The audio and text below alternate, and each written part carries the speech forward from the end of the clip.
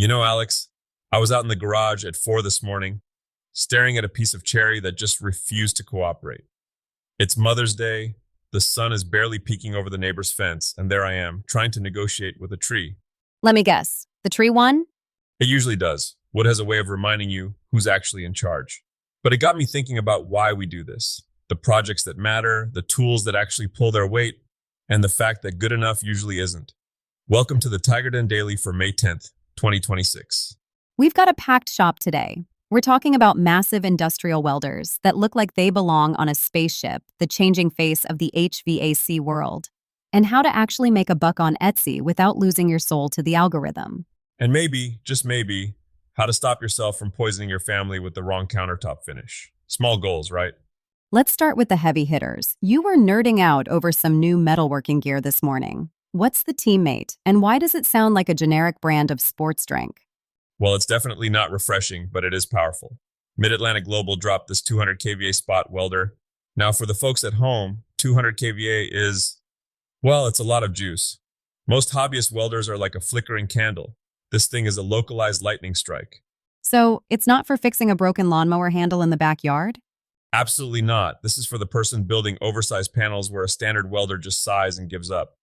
But the real clever bit, the thing that actually made me sit up, is their new precision spot welder designed for deep channels. Give me a visual. What are we talking about? Imagine you're trying to weld the bottom of a skinny metal trophy or a narrow electrical housing. Usually you're forced to use these long, spindly electrodes that flex and wiggle like a wet noodle. You get a weak weld and a lot of frustration. This new machine has a geometry that lets it reach into those tight box sections without losing clamping pressure. It's like having a surgeon's touch with the strength of a silverback gorilla. Speaking of lung health in the shop, because I know you love to ignore your respirator, there's a new fume extractor on the block, right? Yeah, I'm getting better. The Netterman Gomax. What's cool here is the dual workstation setup. Most of these mobile units are one and done, but this one can handle 2 torches at once.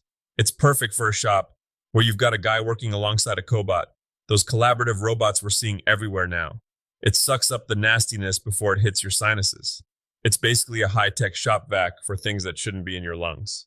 Moving from the welding bay to the mechanical room, HVAC is having a bit of a moment, isn't it? It sounds like it's moving away from the guy with a wrench image. It's a total metamorphosis.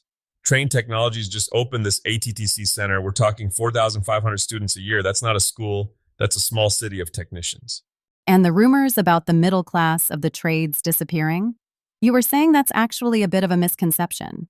It's a shift, not a disappearance. The industry's splitting. On one side, you have the guys just swapping parts.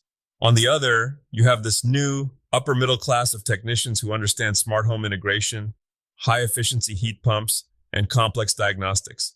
They aren't just mechanics, they're systems analysts who happen to get their hands dirty. So the trade tip for today is don't be a generalist. Exactly. If you're in that field, don't just learn how to fix a leak. Learn the software. Get the certifications for these high efficiency systems. The money isn't in the wrench. It's in the brain that tells the wrench what to do. All right, let's pivot to the Maker Mogul Corner. We've got listeners who aren't working on industrial HVAC systems. They're trying to figure out why their hand-carved spoons aren't selling on Etsy. The eternal struggle. We've been looking at some data out of Canada recently. There's a massive spike in keywords for personalized accessories and home organization. Personalization feels like a word that gets thrown around a lot. Does it just mean putting someone's initials on a keychain?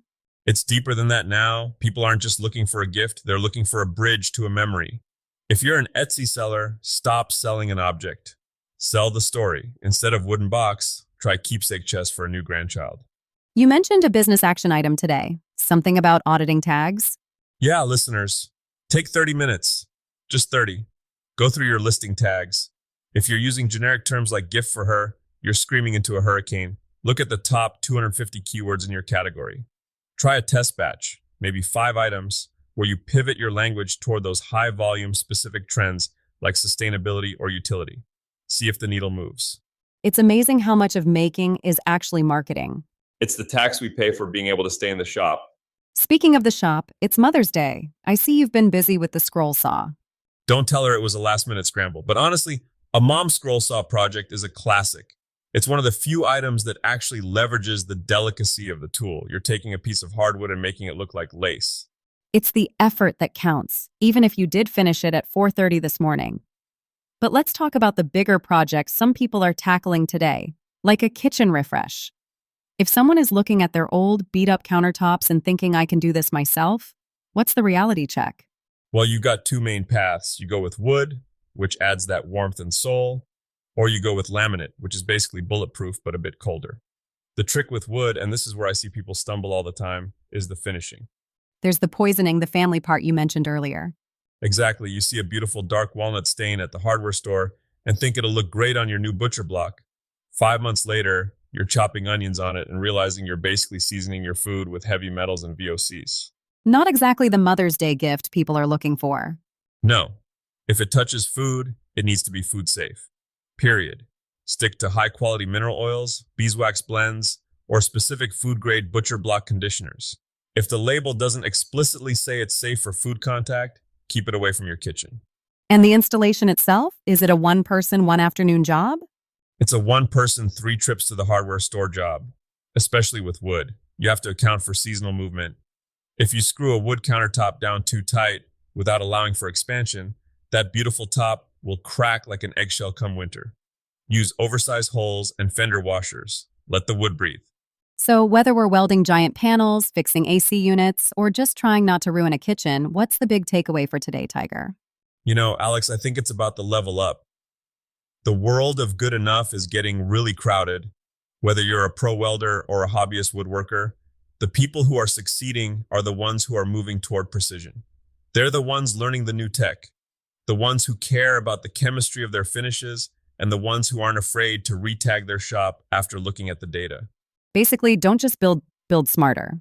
Exactly. The shop is a classroom that never closes, and the tuition is usually just a few scrap boards and a little bit of pride. Thanks for having us in the den today. Happy Mother's Day to all the makers and the moms who support them. Go build something beautiful. See you in the shop.